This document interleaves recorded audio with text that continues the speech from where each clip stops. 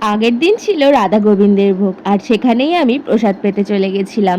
প্রথমেই দিয়ে দিয়েছিল প্রসাদ, আর আমাকে দেখো কাকু একটা পানও দিয়েছিল, বলছে এটা কিন্তু শেষ পাতেরটা প্রথম পাতেই দিয়ে দিলাম।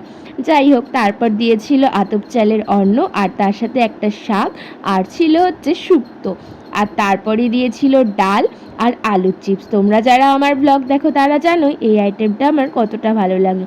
আর তারপর ছিল পটল আলুর রসা, যেটা দেখতে পাচ্ছ কালারটা জাস্ট অসাম এসছে।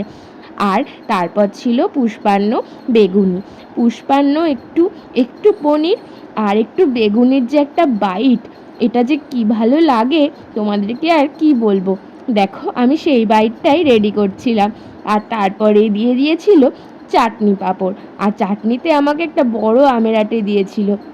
তারপরেই দিয়ে দিয়েছিল পায়েস, মানে পরমান্ন। তো এইটুকুই আজকের ভিডিওটা, কেমন লাগলো জানিও।